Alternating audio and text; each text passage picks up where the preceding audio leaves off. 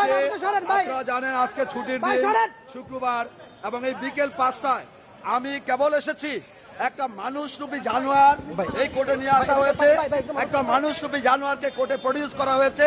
সেই জন্য একজন আইনজীবী হিসাবে এদেশের একজন মুক্তিকামী জনতা হিসাবে আমি আজকে এসেছিলাম কোর্টে। আপনারা জানেন 2014 সালের পর থেকে মানুষের কণ্ঠ রোধ করার জন্য, বিরোধী মতকে প্রতিরোধ করার জন্য, বিরোধী মতকে স্তব্ধ করার জন্য এই আজকের যে আসামি, আপনারা জানেন বাংলাদেশটা শুধু আন্তর্জাতিকভাবে বিখ্যাত সেই আয়না ঘরের আজকের রূপকার ছিল আজকের আসামি।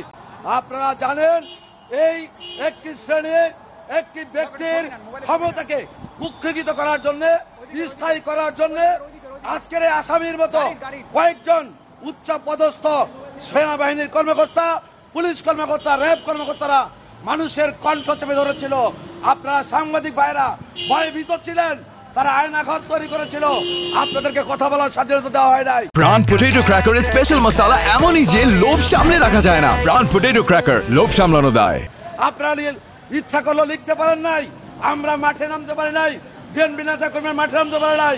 এই আজকের এই আসামির তৈরিকৃত সেই অতি উৎসাহী এই কয়েকজন সৈনিক কর্মকর্তার অতি উৎসাহী আয়নাঘরের কারণে বাংলাদেশে গুম খুনের মতো কালচার সৃষ্টি হয়েছে এবং এই কয়েকজন অফিসাররাই আওয়ামী লীগকে ফ্যাসিস্ট হওয়ার জন্য তারা সুযোগ করে দিয়েছে।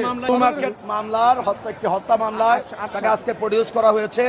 তার বিরুদ্ধে আসলে তো অসংখ্য হত্যা মামলা হবে। আপনারা জানেন তিনি আয়না ঘরের কারিগর ছিলেন, তিনি জেনোসিস্ট, তিনি গণহত্যার একজন অন্যতম আসামি।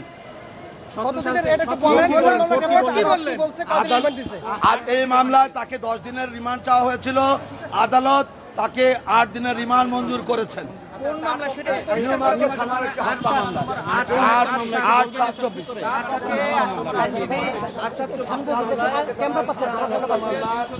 8/7/24 মামলায় তাকে আজকে প্রডিউস করে 10 দিনের রিমান্ড চেয়েছিল প্রসিকিউশন। সেখানে বিজ্ঞ আদালত তার পক্ষে একজন আইনজীবী, তার আপন বোন ছিলেন আজকে আদালতে। যেহেতু বোন সে তো আসতে হবে, আসতে হয়, সেজন্য উনি এসেছিলেন, উনি বক্তব্য রেখেছেন। আদালত উভয় বক্তব্য শুনানি অন্তে 8 দিনের রিমান্ড মঞ্জুর করেছেন।